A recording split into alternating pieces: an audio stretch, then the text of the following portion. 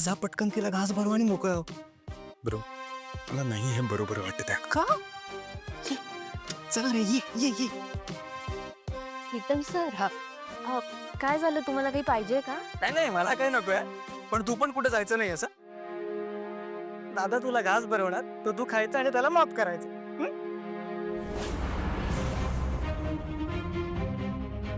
काय चाललंय तुमचं? काय झालं?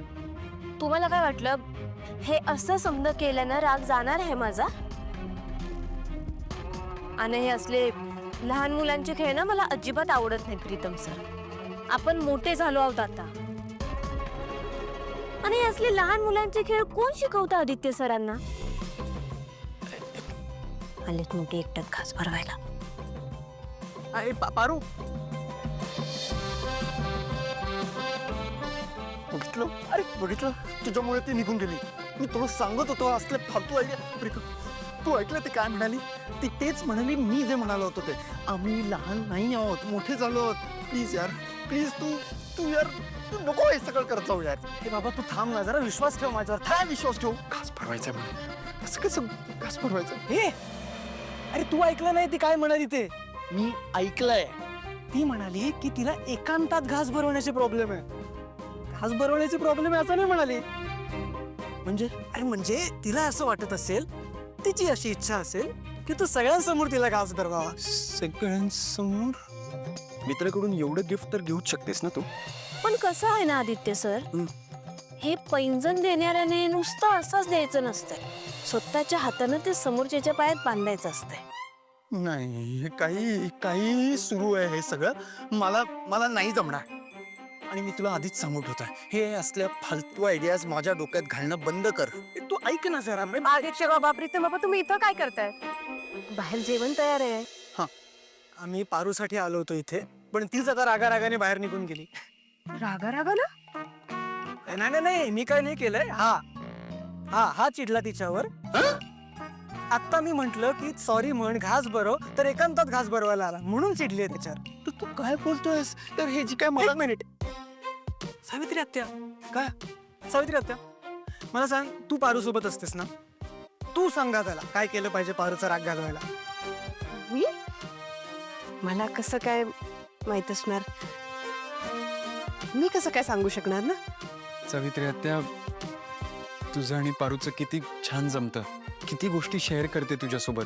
आय एम शुअर तुला माहिती असणार आहे की तिचा राग कसा घालवायचा ते. प्लीज सांग ना. मी काय सांगू शकणार आता? सावित्री आत्या, ऐक ना, माझी अशी आयडिया होती. मी असं म्हणत होतो की दादानी पारूला सगळ्यांसमोर घास भरवावा. सगळ्यांसमोर? प्रीतम बाबा, अगं करेक्ट आहे ना? करेक्ट आहे बट. हो हो हो. अरे पण सावित्री आत्या, प्रीतम तुला कळतंय का सगळ्यांसमोर घास भरवणं कसं पॉसिबल आहे? का नाहीये पॉसिबल? अरे बाई, मी आहे ना, आता आईने पारूला गेस्ट म्हणून बोलवलंय. हा मग बघूया ना तिकडे काय चान्स लागतो का? चल चल चल लवकर चल, ये. अरे यार अरे ती सोड रे, तीच काय. चल. अरे चल ऐक ना.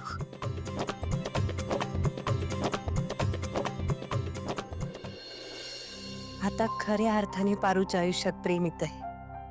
देवा, तिला भरभरून प्रेम मिळू दे.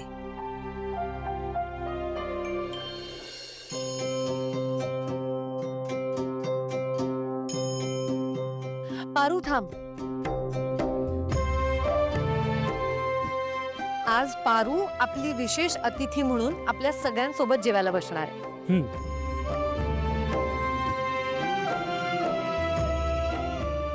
कशाला? ती इतर नोकरांसोबत जेवायला बसेल ना.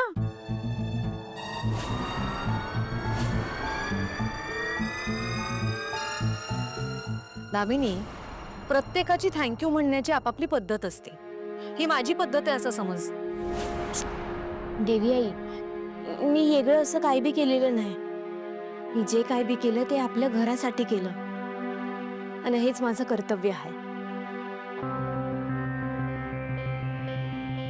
ए, कसलं कर्तव्य? कोणी केलं आणि कुठल्या नात्यानी? कर्तव्य करण्यासाठी नातं लागत नाही. अर्थात ज्यांना नातीच कळत नाही त्यांना कर्तव्य तरी कसं कळणार नाही का? खरे काही लोक इतकी ढ असतात ना त्यांना काहीच कळत नाही.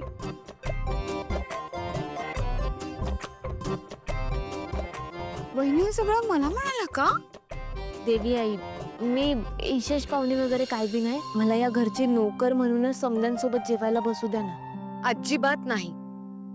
आज तू आमची विशेष पाहुणी आहेस, त्यामुळे तू आधी जेवायला बसायचंस, कळलं?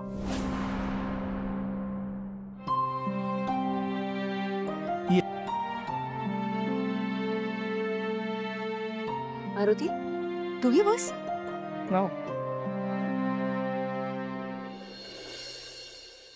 बस. चला बाकीच्यांनी तुम्ही पण सगळ्यांनी बसून घ्या. मी तर 2 पुरणपोळ्या खाणार आहे आज. दामिनी तू नको बसूस. का? अगं सगळेच जेवायला बसले तर वाढणार कोण? नोकर. आज सगळ्या नोकरांना मी पाडव्याची सुट्टी दिली. देवी आई, मी वाढते. पारू पारू, अगं तू नेहमीच करतेस ना, आज तुझा मान आहे. आई थांबा, मी तुम्हाला मदत करते. थांब. हे बघ, आम्हाला असं वाटतंय की या घरातल्या सगळ्यात सुंदर स्त्रीने आज जेवायला वाढावं.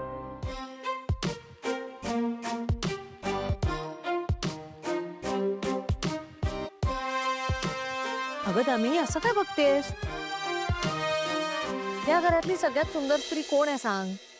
मी. मग ये पाडायला घे. अच्छा आलेच. आई तू बस ना, आम्ही वाढतो. नाही, तुमचं सगळ्यांचं जेवण झालं की मी बसते जेवायला. नाही नाही आई, प्लीज आज तुम्ही सगळे बसा आणि मी आणि प्रीतम मिळून वाढू. दामिनी काकू तू पण बस. थँक्यू. बरं, पण पारूला पुरणपोळी मीच वाटणार. हा ओके. आपण भरवणार कसं आहोत, आपण फक्त वाढू शकतो. अरे हो रे, हा विचार केलाच नाही मी. बरं थांब, काहीतरी जुगाड करतो हं. काय जुगाड करणार आहेस मला सांगा ती.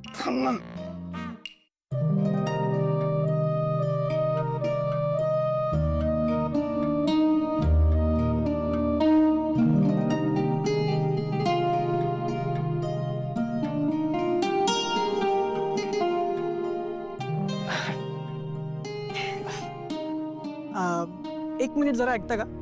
काय आहे ना, म्हणजे आम्ही असं ठरवलंय मी आणि दादाने की या घरातल्या स्त्रिया नेहमीच आपल्यासाठी केवढं करत असतात, बरोबर आहे? म्हणून मी आणि दादाने असं ठरवलंय काय? की आम्ही घरातल्या बायकांसाठी काहीतरी करणार. म्हणजे आम्ही दोघं घरातल्या बायकांना एक एक घास भरवणार. हं? हं. हा येस. एक घास थँक्यूचा, हा एक घास प्रेमाचा. ओके. प्रेमाचा. हा प्रिया, आज मी आणि दादा वाढणार आहोत. आले आले आले लक्षात आलंय माझ्या. म्हणजे तुला प्रियाला घास भरवायचा आहे म्हणून हे सगळं चाललंय ना? बाबा काही काय बोलताय? नाही नाही, तसं काही नाही. ते दादाला पारूला घास काय भरवायचा. थँक्यूचा आणि प्रेमाचा घास मला. एक मिनिट, प्रीतम काय म्हणाला सत्ता तू? हा म्हणजे मी प्रियाला कधी भरवू शकतो ना. आजची प्रमुख अतिथी कोण आहे? पारू. मग आज मी पारूला भरवणार.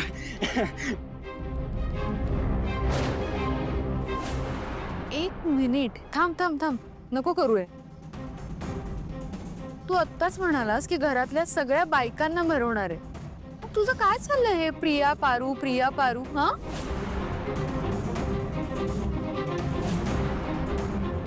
हो दामिनी काकू, सुरुवात तिथूनच करणार. मी आलो. मग ठीक आहे. आलो.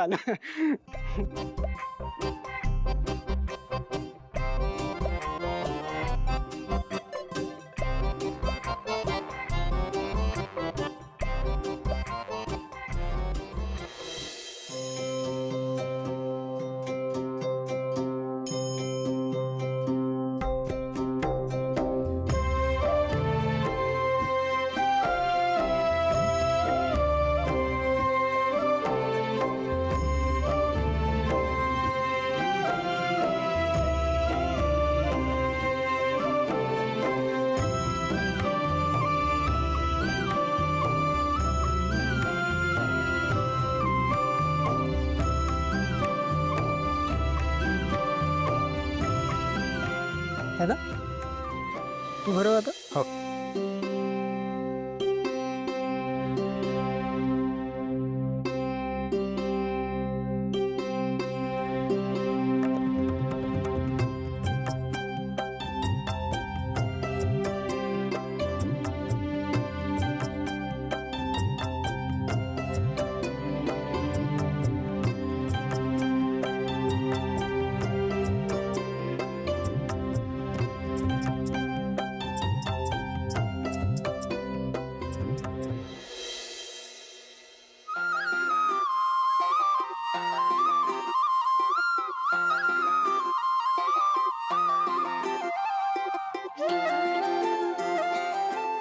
मला माहित आहे हे सगळं तुम्ही का करताय ते, पण आता देवी समोर तुम्ही मला घास भरवणार?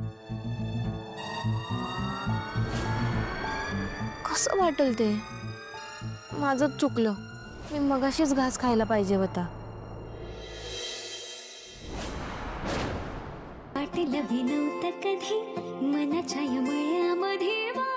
मला नको नको आदित्य सर नको. मला मला अवघडल्यासारखं होतंय. समजांसमोर नका भरवू मला. ए आदित्य थांब. अरे काय आहे? किर्लोस्कर कंपनीचा सीईओ आहेस ना तू? का असं बावट मुलकर्णीला भरवतोस? कसं दिसतंय ते? धामिनी काकू, आणि प्रत्यक्ष मालकीण बाईंनी तिला पुरणपोळी वाढली आहे.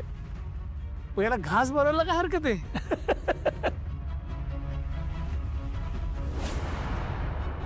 आदित्य भरव घास. हं.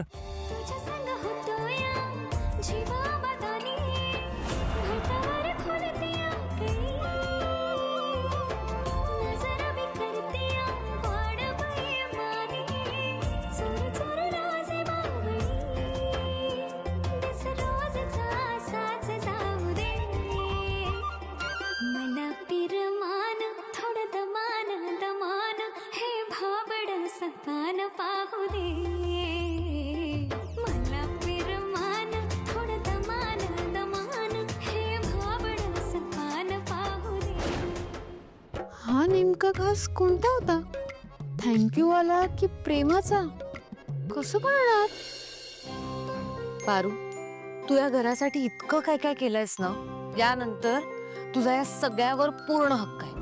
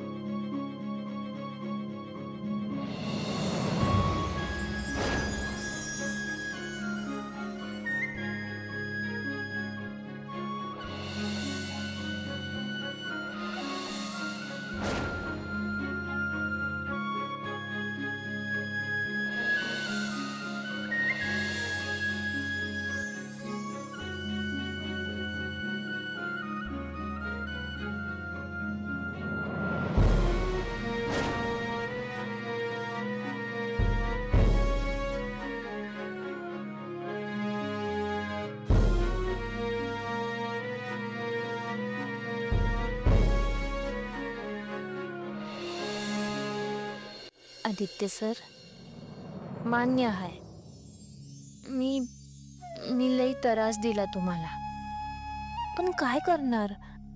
तुम्ही किती रागवलात माझ्यावर. त्यामुळं तुम्हाला तेवढी शिक्षा तर मिळायला पाहिजे होतीच ना.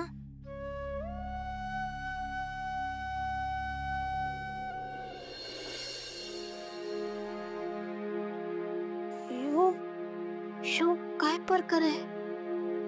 काय आहे?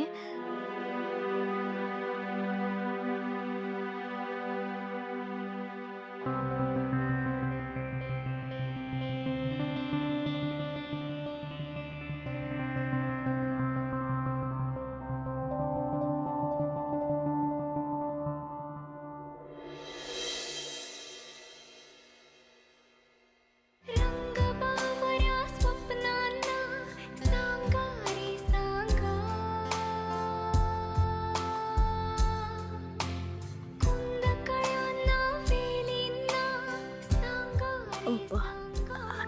जरा काय चाललंय तुमचं? सोडा ना खाली. हे भास होते कसे हे नावोठी कुणाचे का सांग वेड्या मना मला भान नाही जगाचे मला पेट लागले प्रेमाचे मला वेड लागले प्रेमाचे. प्रेमाचे प्रेमाचे हे तू मला माफ केलंस ना, त्यामुळे माझ्याकडून तुला हे छोटंसं गिफ्ट.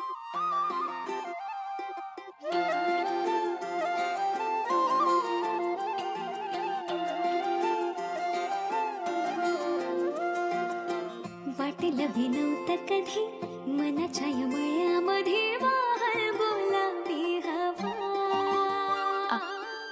पण तुला धनी हे भर येड्यावाने उडतोय जणू पारवा.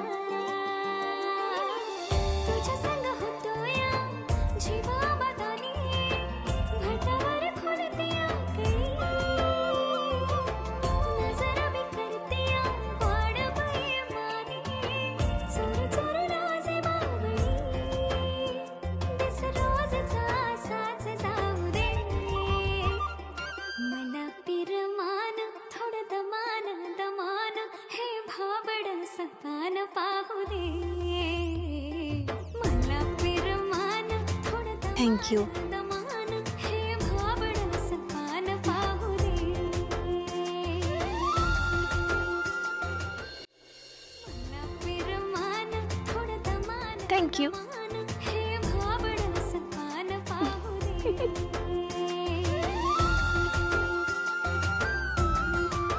आता काही घरी सोडायला जाणारच तिला? मिटलं ना भांडण?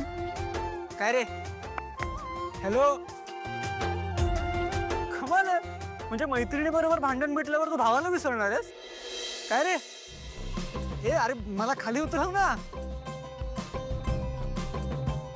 ए ए अरे ए अरे मला ए दादा अरे ए मी वर आहे. ए अरे काय त्याला वेळ लागलं बहुतेक.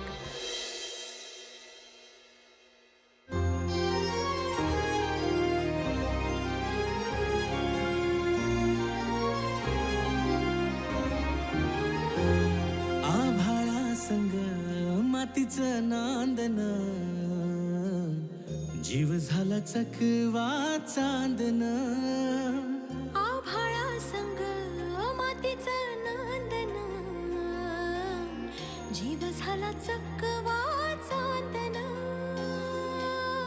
दिवसाच दिस त्यात तारया नभामध्ये दिवसाच दिस त्यात तारया नभामध्ये.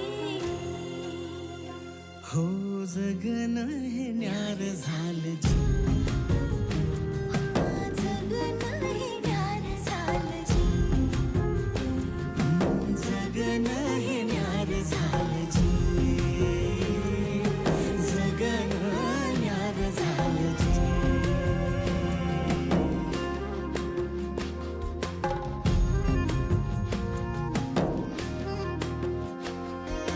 हसून घे गालात सनईच्या गतालात तुझ्या माझ्या सलगीला फिरतीच्या या हलगीला.